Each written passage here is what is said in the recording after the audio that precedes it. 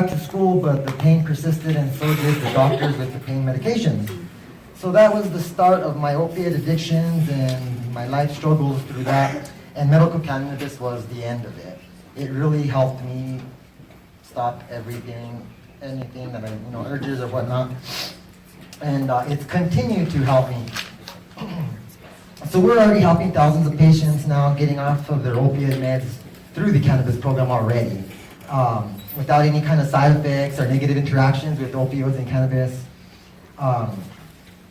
So we're already helping opiate addictions. Might as well place it on the qualifying conditions so people who need it, that kind of help but do not qualify under the medical cannabis program or the current qualifying conditions can still get that help. How could you place people on other pharmaceuticals to assist them in their addictions just to trade one addiction for another? For especially like severe anxiety or depression or insomnia that comes along with this, they give you benzos, Xanax, all these other medications that are just as bad. So that's just my personal opinion on that. With autism, all I have to say is I've been consuming cannabis since the age of 9 years old, and I don't think I'm mentally restricted or anything like that. I'm 35 years old, and if you do the math, like 29 years or something like that, 20 some years I've been consuming, and I think I'm a pretty intelligent human being.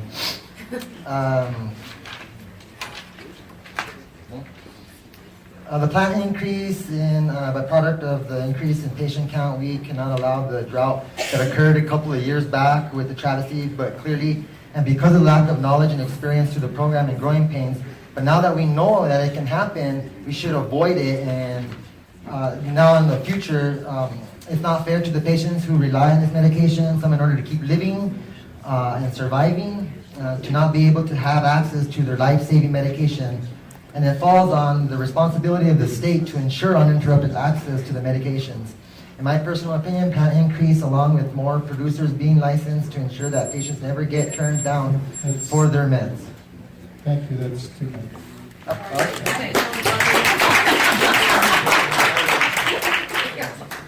Next comment, please. Hello, everybody. I'm Larry Love. I'm a patient. I'm a patient advocate, and I'm an advocate for the program. The Lynn and Aaron Compassionate Use Act, it's called Compassionate Use Act. There needs to, we've said this before, not myself, but other people have come up here and asked for a way to expedite hospice patients, cancer patients, and terminally ill patients. Now, I've been told it's been done before in 5 to 10 days. But when I took an application to the DOH on October 5th, I asked to see the program coordinator, and I was told that she was too busy. And I said I need to have an application expedited. Well, the word from the back office was, we don't do that. Tell Larry we don't do that. Well, I've been told you do that. So we need some consistency. And we need to get sick and suffering patients into this program in a manner to help these people. My friend, it took 29 days. They got their card yesterday. And I asked, this person is a hospice patient, and I asked for an expedition, and it didn't happen. Now, I've been critical of this program because I'm an advocate for the patients. Was this retribution because of me? Maybe, I don't know. Could it be? Who knows? We need a program. We need a way to get people in this program fast. They're suffering.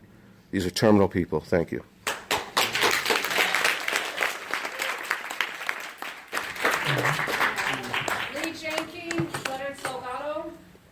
I'll pass the patient and speak. I'll pass. Okay, Robert Romero. And then after Robert is Susan and Billy. I'll pass. Okay. I'm Robert Romero. I'm the registered lobbyist for Ultra Health. I did want to bring to your attention that during the special session this year, Senator T.Z. Pino did introduce a bill to increase plan count. He initially introduced a bill that asked for there to be an unlimited plan count. There was a lot of debate in the Senate about that and concerns about monopolies and things like that. So they actually compromised to pass a bill that allowed for the number of plans to be equal to 15% of the number of patients. so that not one group, knowing that each patient needs more than one plant a year, that one group couldn't even get close to 15% of the number of plants needed. Also, the reason that we feel it's important that the plant count be raised sooner than later is, to date, I believe there's 8 or 9 of the licenses that were provided, or the companies who earn licenses, or nonprofits that earn licenses in 2015, that to date are still not selling products. So it takes a long time. I don't think there's too many companies right now with the stockpile, and we think it's very important that the plant count be raised sooner than later. Thank you. Willie Ford, and then Jeffrey Howland. Is Willie still there? Willie left. Okay, Jeffrey Howland. He left too. Okay. Stephanie Waddell, and then Jonathan Sanchez.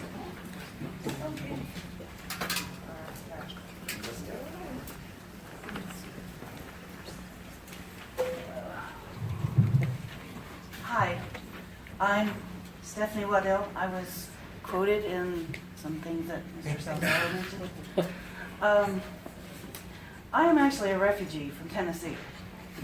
And I moved here because they had a medical program. And of course I like the state. But I do have a few things I'd like to talk to you about. I'd like to ask you about the plant count. It needs to be doubled. And I know that he mentioned that also in my quote, but I think it's something that really needs to be emphasized a lot, because I see patients all the time, and I've also heard that in other places that there's just not enough medicine to go around to all these patients that are these 33,000 patients. Hopefully it will be either doubled or just the 450 count removed, and we can grow as much as we need. And hopefully that'll be done by December. I know that's quite quick, but it needs to happen really fast. I know that the rules that you have for that and the regulations were set aside to protect the patients, the producers, and the program from the DEA. However, the times have changed at the federal level, and the program has increased almost a tenfold from what it's been in the regulation when the regulations were created. Having a medical dispensary unable to provide a certain type of medicine or a certain amount to a patient is very unacceptable, and would be as if a pharmaceutical ran out of a type of medicine that was detrimental for a better life. Another issue that I'd like to talk about really quick here are patient cards. The biggest complaint that I hear from patients is the long wait before they're able to get medicine after they've applied for a card.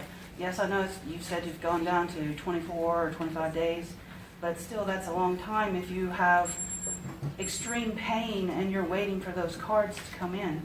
I'm suggesting that maybe we could have some kind of temporary card to be given to the patients who've applied for cards in the care provider's office. This temporary card would be comparable to a prescription given to a non-cannabis patient. So I know you need to finish your comments. Okay, I'm hurrying. They don't have to wait for 30 days. My question is, why do we have to wait? I mean, I know it takes a while to do that, but still. Let's see. I ask that the steps be taken to give immediate access to cannabis to all the patients who visit with a provider and qualify for a medical cannabis card. Mr. Vigil even said that they don't deny any of the applicants.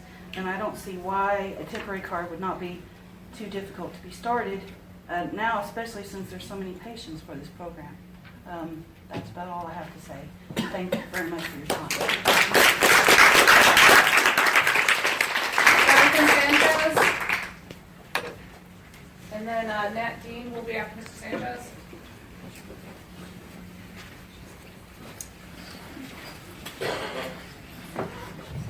Well, I want to start off by thanking you guys for your time and all the effort that you've put towards, changing the program and seeing the issues that have been coming up. And I mean, it's definitely seems like the light is changing compared to the last one of these meetings. So I definitely enjoy to see that change.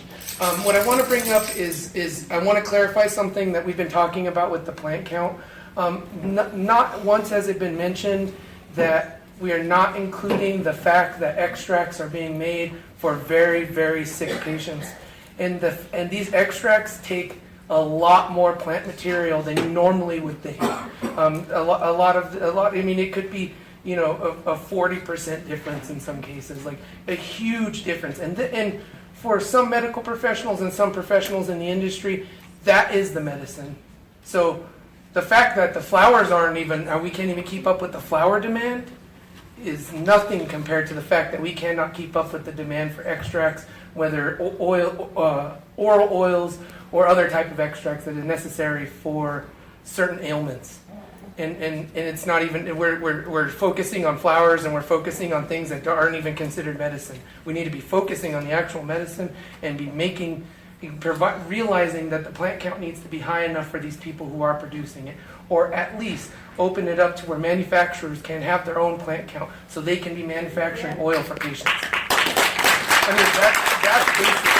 That's it. I mean, you don't necessarily need to change things too much, but you know, understand that the people who are making these medicines need access to the material to make these medicines. That's it. Thank you very much. Really keep you to 2 minutes because we're over our scheduled time. But Okay. we certainly appreciate the comments. Nat Dean. Then after Ms. Dean will be Ms. Chavez, and then Joanne Farrell. Sorry about that.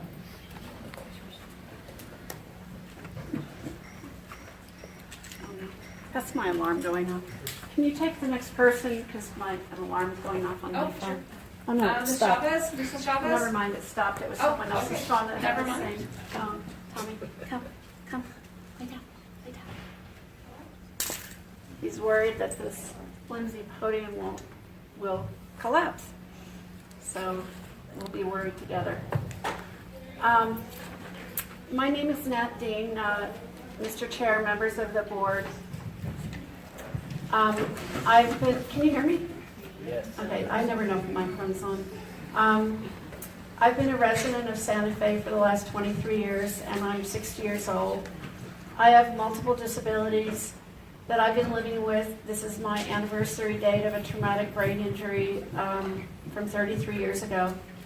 I also have unremitting chronic pain and nausea, PTSD, depression, and panic attacks as a result of a motor vehicle accident.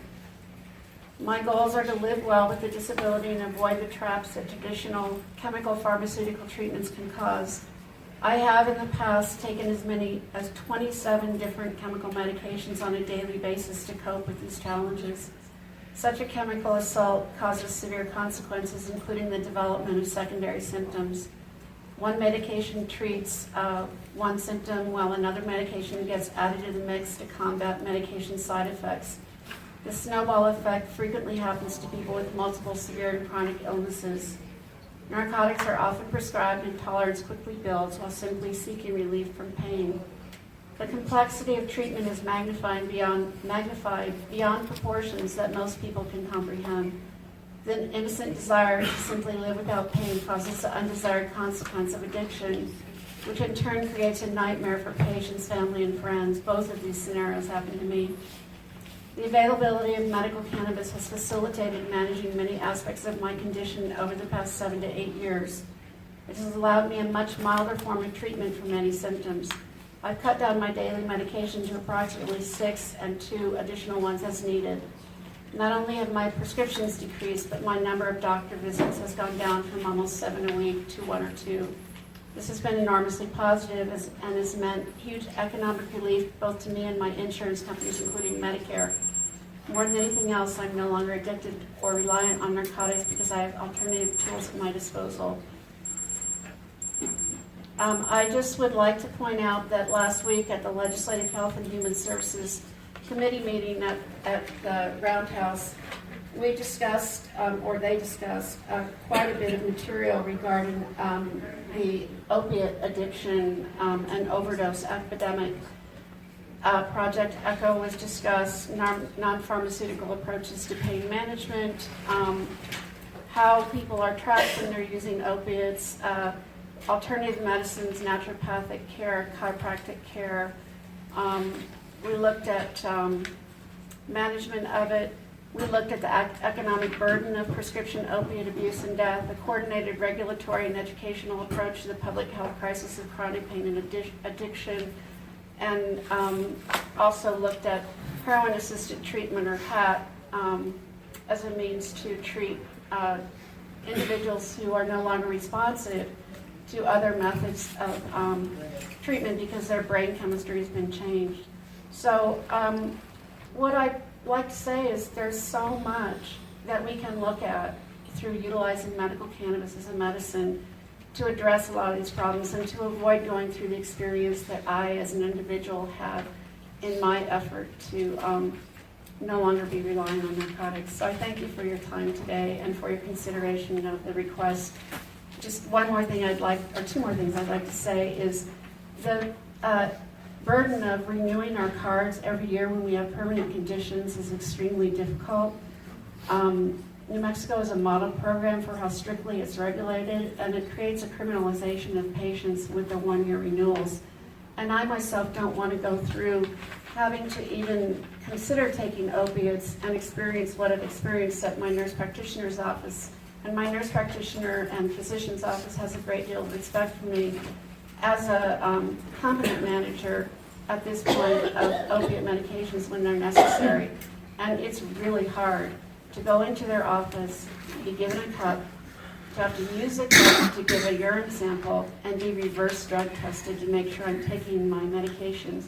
Would that we can live in a place where everyone is not suspect and that we don't have to rely on such narcotic medications for relief. Thank you. Thank you very much. Please have a minimum so we get everybody. So we'll have Lisa Chavez, Joanne Farrell, Gino Rinaldi, Nicole Morales, Elena Sanchez. Okay. Tori Mormon, I think the name was. Tulima Maga is a weird name. Tulima, thank you. You're welcome. I was gonna get the first one right, but not the last one. You're getting it. And Michelangelo Morse, and then anybody else that wants to comment, if you all would like to line up, so we can. So who was first? Who was first is Lisa Chavez. No. So Ms. Chavez, Joanne Farrell. She left. She left. Gino Rinaldi. Good afternoon. My name is Gino Rinaldi. I'm a gerontologist. New Mexico, by 2030, will be comprised of approximately 33% of individuals 60 and older. Within that cohort, or the fastest growing cohort within that group, are the 80-plussers. And one of the most predominant risk factors for Alzheimer's is age. And that is the fastest growing group within in the 60-plussers. So I'm concerned about that group. The information in which you made your decision to refer the recommendation to the Department for approval on approving the Alzheimer's, addition of Alzheimer's, in my mind, it doesn't merit what you're saying. There's no rigor that says, or research that also establishes that the use of medical cannabis can reduce, slow, or change the progression of dementia or Alzheimer's. To me, to put that out is false advertisement. It just promotes another population that has access to it without any real concern for the people that we use it. The individual that spoke and putting forth the petition to it is from the industry, is profiting from the industry, and is not an expert in that area. So I have concern that you would go ahead and push it, especially after it was rejected by the department the first time, based on the fact that it was not a sound decision. If I'm not mistaken, the one individual on the advisory committee that is a neurologist is Dr. Nelson, and he is against it. And it's for valid reasons. It just does not. It's just false hope at this point. Now, it may address symptoms. Neurogenesis, people. Okay, and that is a different thing. But you just made a decision on autism about addressing symptoms or and others, that it really is not something that you want to use as a method or as a major. Finish your comments, please. My comments are no. Thank you. You should Google neurogenesis. It rebuilds brain cells. That's okay. Nicole left. Did Elena Sanchez left? Leave too? Or is Elena still here? Okay. Tori? Yes. Moynihan? And then Tulima? Yes. I got it right. Yes. Okay. First of all, I'd like to thank all of you. I like having a dissenting opinion. It makes everybody have to struggle harder to present better and present better, more peer-reviewed research. I get very frustrated, especially when dealing with autism, that people would still like to refer to Dr. Wakefield's study, which has been irrefutably dismissed as bad medicine because he intentionally miscalculated and changed the numbers as they were presented to indicate that vaccines had something to do with autism. My son, who's on the autism spectrum, has never had a vaccine. So that, that's an anecdotal. When you look at peer-reviewed and meta-analysis, it is a much different picture. You are correct. At this point in time, using the DSM and using the number of people who have actually been given a valid diagnosis of autism, it is only currently 3% of the population. When you look at the fact that it is a spectrum disorder, kind of like if you look at sexual identity as a binary, it's not. Everybody's on a spectrum. Autism is starting to veer away. Most people who have autism are veering away from using autism spectrum disorder because of the negative connotations that come with being an ASPE or being on the spectrum, and are now using neurotypical and neurodivergent. When you look at the definitions for neurotypical versus neurodivergent, neurotypical is a very small part of our population. Even if we stick to the 3% that may qualify under autism, that would put every single county in New Mexico at a higher percentage of people who would qualify for a medical cannabis card. When we are listening to doctors like the gentleman who just spoke, who are referencing studies saying that there is no research saying that there are benefits, first of all, that's not accurate. When we spoke in Taos and when we spoke in Santa Fe before, and we're supposed to be presenting to Secretary of Health designate Len Gallagher, I was able to pull up in the time that she said that there's no peer-reviewed research, over 800 studies of peer-reviewed research regarding medical cannabis. One of the most noticeable ones is the one that was done in Haiti that proved that there is not the long-term mental IQ deficit as referenced in the New Zealand study.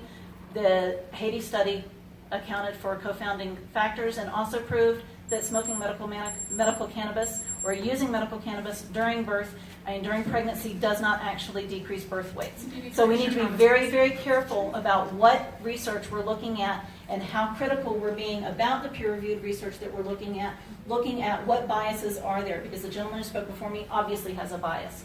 People who are representing the industry obviously have a bias. We need to look at non-biased and not opinions, stick to facts.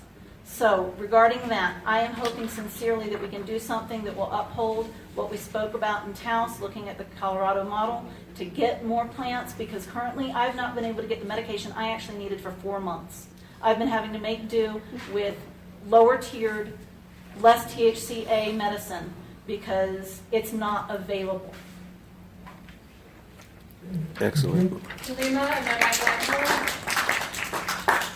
Hello, everybody of the advisory board. I'm going to keep it short and sweet. You've had a long day, and I've had a long day too. Quick thing, first things first. My credentials. Don't have any to go diplomas, nothing like that. I'm a survivor of severe and repeated sexual, physical, mental, emotional trauma. I couldn't even count 2 incidences. I'm only here able to talk to you today because of medical cannabis. Unfortunately, there's a shortage on it. And a lot of people would argue yes and no. I can't smoke it. I have COPD. I have a lot of other diseases as well. I have Hashimoto's thyroiditis. I test positive for Epstein-Barr. I have chronic fatigue, whether or not you believe in that or not. I have lots of things that get in the way of my work. And the reason why I'm talking here right now is about plant count. Just to give you a quick little story, talking about shortages. I'm pursuing disability. I have like literally no money. In another life, I was making $50,000, sitting on a board, listening to all the information about how to spend tourism money in the village of Angel Fire. I used to be a vice president of Chamber of Commerce. I used to help entrepreneurship in Taos. I told the story over there. I can't do those things anymore. What I have to do now is try to come up with $20 a week to try to afford this medicine that lets me sit here and talk to you with somewhat of a straight face. The $20 I'm spending is for scraps. In other words, it's something called Cannabis Crush, and I'm thankful that SWAP provides it because it's economical. But the reason why I call it scraps is because they make something called tabs that actually have really, specific shapes, and they're easier to manage. And Crush is made from those scraps so that we don't lose out on any medicine. And I can't get this Crush on a regular basis. But I could go get Oxy, which will give me more migraines. I can get more Lamictal, which I actually get the Lamictal rash where it goes necrotic. I can get Zoloft, which actually I've suffered serotonin syndrome. I lost over 13 hours of a day. I didn't even know who I was. My brain was overheating. This medicine for $20 a week doesn't do that to me. So please consider, thank you so much for being open to the plant count issue, but please understand how important it is to an everyday person like me, scrounging for $20 a week for scraps to be able to talk to you. Thank you.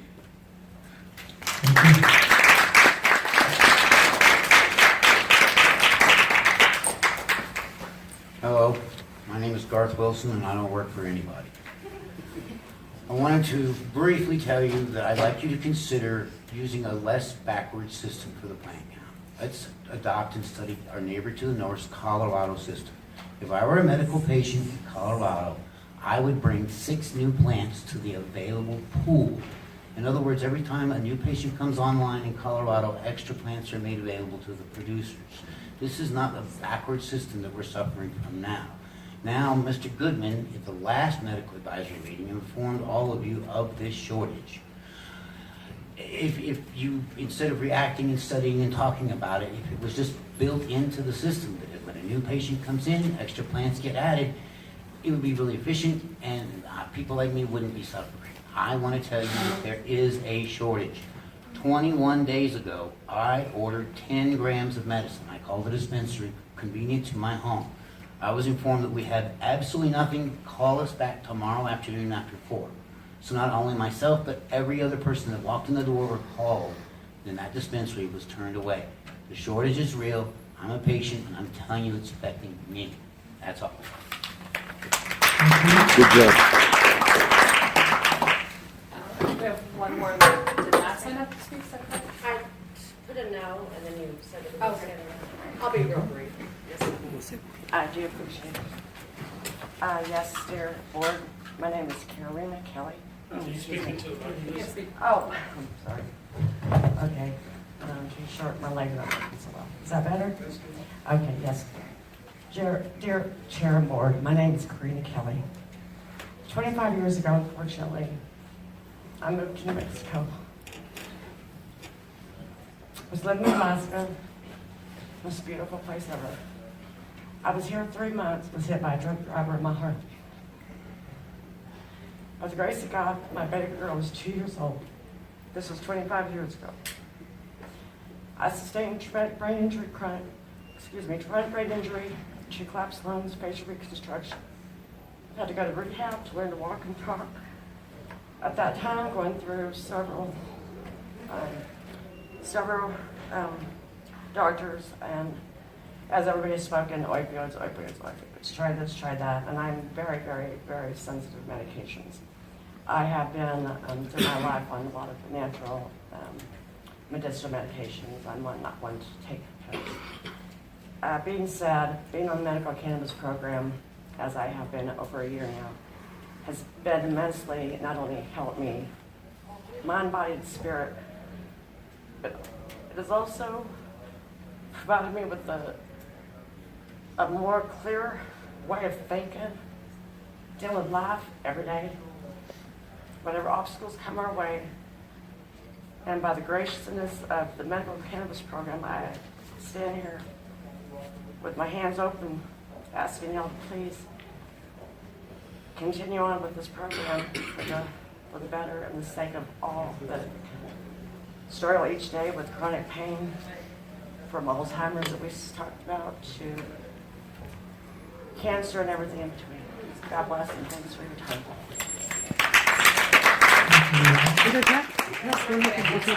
Real quick. I just wanted to say, yes, there's a shortage, but not just increase the plant count. We need more producers. That's much better official to the patients. We need more producers. Since Susana Martinez has been governor, they've only done it the one time. The one time last year is the only time since 2010. So we need open up, let people apply to be producers, nonprofit producers. We need more of that. Nonprofit, huh? Yeah, I hear you. The advisory board would like to thank everybody that was here for the heroic effort and for this long and stimulating session.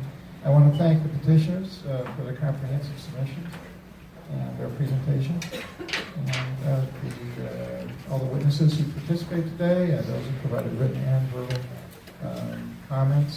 We appreciate that. Also appreciate the comments of the petitioner who we went into executive session with. The audience is reminded that the recommendations of the advisory board will be submitted to the Secretary of the Department of Health for final determination. Applicants will be notified within 10 days after the Secretary makes the determination. Also want to thank you for allowing me to survive my first surprise chairmanship of this board. It appears that we're going to